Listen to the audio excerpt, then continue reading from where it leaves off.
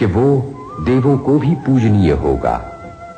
रत्नों के ढेर से उसके अगणित गुण सूचित होते हैं। निर्धूम अग्नि के स्वप्न से आत्मनिष्ठा का भाव प्रकट होता है। चैत्र मास की शुक्ल त्रयोदशी की त्रिविध तपन को शीतल करने वाली रात्रि थी। मध्य रात्रि के समय रानी त्रिशला ने भगवान महावीर को जन्म दिया। अंधकार में दिव्य प्रकाश फैल गया। महाजन्म के पुण्य पर्व के आयोजन में 56 दिक् कुमारिकाओं ने दिव्यात्मा के जन्म स्थान पर कदली ग्रहों का निर्माण किया। सिंहासन स्थापित किया गया। वे नाच गाकर उमंग में भरकर जन्मोत्सव मनाने लगी।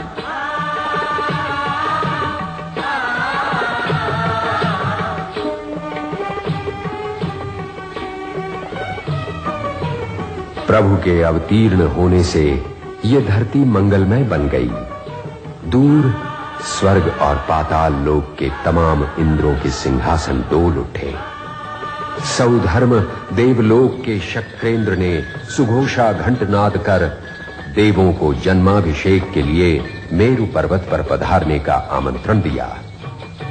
माता त्रिशला को अब स्वापिनी विद्या से निद्राधीन करके शक्रेंद्र ने अपने 5 रूपों को प्रकट करके प्रभु सहित मेरु पर्वत की ओर प्रयाण किया।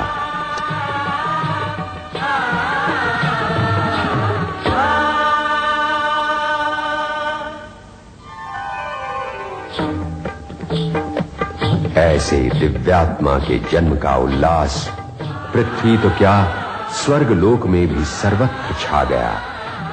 मेरु पर्वत पर स्वयं देवराज इंद्र ने आनंद उमंग सहित अभिषेक किया। अन्य देवी देवताओं ने भी नृत्य एवं गान द्वारा अपने अंतर का उल्लास व्यक्त किया।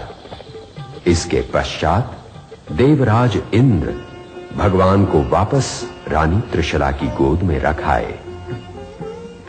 कुमार वर्धमान का बालपन अपार ऐश्वर्य में बीतने लगा। पूर्णिमा के चंद्र सा मुख, अष्टमी के चंद्र सा भाल, केश जैसे अमावस्या की रात, कजरारी आंखों में चमचमाते सितारे और कुंदन बरन कपोलों पर सदा खेलते खंजन। राजा रानी के प्यार दुलार में बालक वर्धमान देखते ही देखते 1 वर्ष के हो गए। माता पिता ने धीरे धीरे हाथ पकड़कर चलना सिखाया।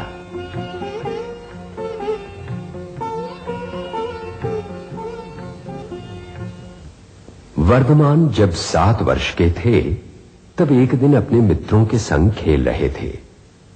वहीं एक वृक्ष के तने से एक देव सर्प रूप में लिपट कर बैठा था। सारे बच्चे मारे डर के भाग गए, परंतु वर्धमान के मन में न भय न चिंता। सर्प से तनिक भी डरे बिना उन्होंने सीधे पूंछ पकड़कर उसे परे फेंक दिया और जान बचाकर भागते बच्चों को फिर से खेलने बुलाया। जिस बालक ने जन्म मरण के भय को जीत लिया हो, वो भला देव के किसी रूप से क्या घबराएगा। इस कालजयी बालक के समक्ष देव का दंभ मिट्टी में मिल गया। इस प्रथम कसौटी में हारने के बाद देव ने राक्षस का रूप धारण करके वर्धमान की निर्भीकता की फिर से परीक्षा करनी चाहिए।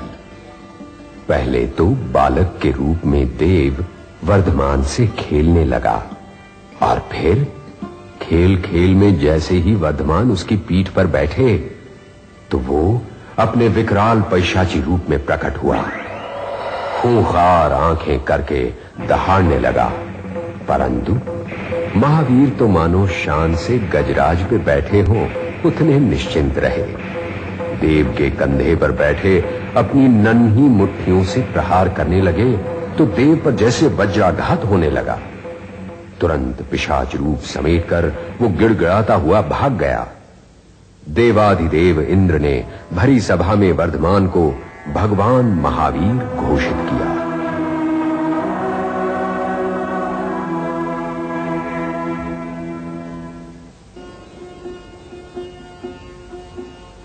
8 वर्ष पूर्ण होते ही राजकुमार वर्धमान को विद्योपार्जन के लिए पाठशाला में भेजा गया। लेकिन अपने अध्यापकों से कुछ सीखने के बजाय बालक ने व्याकरण शास्त्र के जटिल प्रश्नों को सुलझाकर सबको चकित कर दिया। ऐसे महाज्ञानी को कोई क्या विद्या दान देगा।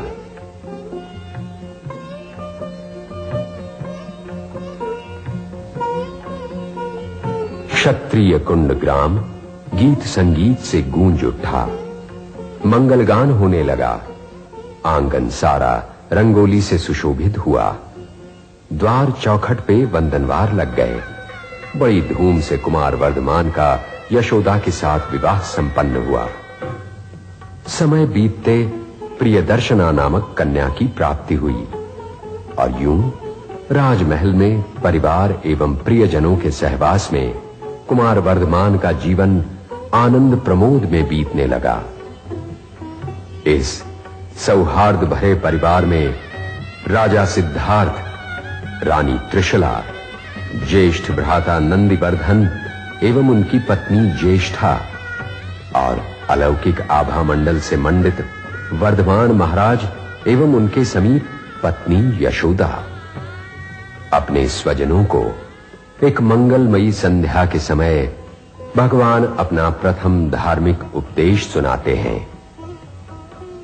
राजमहल के धन वैभव के बीच पलते राजकुमार वर्धमान को ये ज्ञात था कि उनके जीवन का लक्ष्य है इस संसार में प्रेम एवं अहिंसा की स्थापना करना। मरणासन्न पिता सिद्धार्थ को वर्धमान ने अंतिम धर्म श्रवण कराया। पिता के निधन के बाद भ्राता को राज संभालने का अनुरोध किया और स्वयं जल कमलवत निर्लिप्त रहे। 28 वर्ष की आयु में राजकुमार वर्धमान ने अपने ज्येष्ठ भ्राता नंदिवर्धन से संसार त्याग के लिए अनुमति मांगी। नंदिवर्धन ने कहा, मेरे प्रिय वर्धमान, पिता के वियोग का घाव अभी ताजा है। कृपा करके 2 वर्ष रुक जाओ, बाद में धूमधाम से विदा करूंगा। राजकुमार वर्धमान ने बड़े भ्राता का अनुरोध शिरोधार्य किया।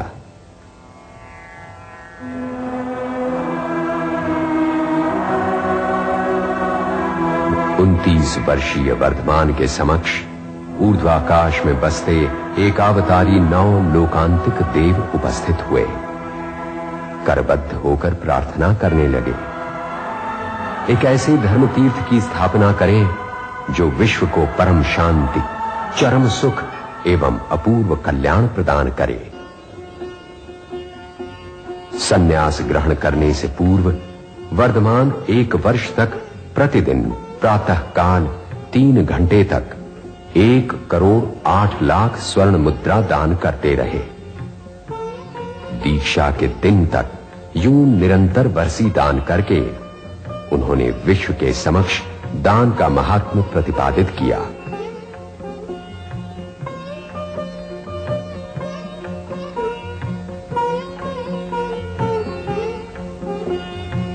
आह्लादकारी शरद ऋतु में मार्गशीर्ष माह के कृष्ण पक्ष की दशमी को मध्याह्न के समय महावीर ने राजभवन का अंतिम त्याग किया। प्रांगण में सजी धजी चंद्रप्रभा शिविका पर आरूढ़ हुए। परिवार की महिलाओं ने उनके सिर पर छत्र धारण किया। इंद्रादिक देवों ने पालकी उठाई। मार्गशीर्ष माह वदी दशमी का पावन दिवस था। वर्धमान ने 5 मुष्टि से अपने सिर के केश उखाड़ लिए।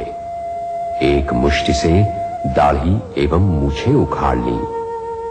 क्षण भर में भवन को वन तथा वन को भवन बना दिया। निश्चय ही वर्धमान ने एक डग में अपने आप पर विजय प्राप्त